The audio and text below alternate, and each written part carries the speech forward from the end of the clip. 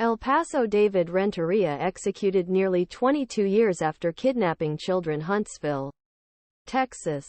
El Paso David Santiago Renteria spoke his final words while strapped to a gurney in the Huntsville Unit Thursday night, minutes before he was to be executed for the 2001 kidnapping of 5-year-old Alexandra Flores. Renteria, 53, was injected with lethal dose of pentobarbital on a dark, cold, rainy evening at Texas Department of Criminal Justice Prison on Thursday, November 16. Time of death was 19.11 CST. Prison officials said. Renteria, whose family and Alexandra's family were also present, made his final statements. Renteria sang a religious song.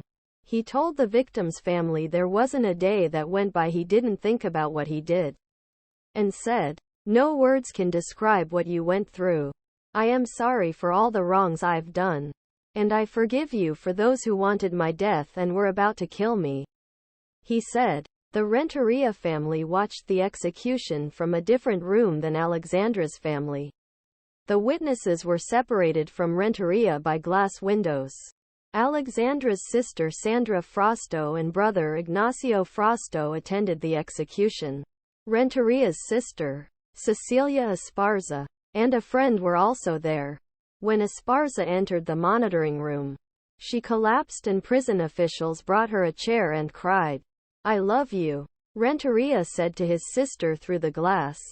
A different crime victim of Renteria and her mother also attended the execution. Renteria was previously convicted of indecency with a child in El Paso and sentenced to 20 years in prison. 14 state law enforcement and government officials also attended the execution. Renteria grew up in Lower Valley and was a tribal member of Ysleta del Sur Pueblo. According to Texas Coalition to Abolish Death Penalty, he rededicated himself to the Roman Catholic faith while in prison. The coalition said. More Texas prepares to execute convicted El Paso child by lethal injection. Renteria's execution ended a nearly 22-year legal battle in what has been described as one of the most heinous crimes ever committed in El Paso. I've always been a supporter of the death penalty. And from a law enforcement perspective, I think some people are just too dangerous to be in our society. And this is certainly one person for whom I think the death penalty is absolutely appropriate. El Paso County Sheriff Richard Wiles said.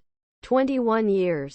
I was actually the deputy chief of and Leon was the chief when that terrible crime happened. It was really hard for everyone. I can't imagine what that family went through and what they're still going through today. Hopefully this will give them some relief and help them heal, which will take the rest of their lives. Wiles said. I can't imagine losing my 5-year-old daughter to something like this.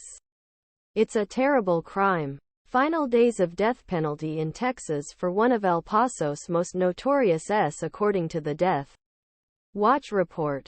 Renteria spent his final days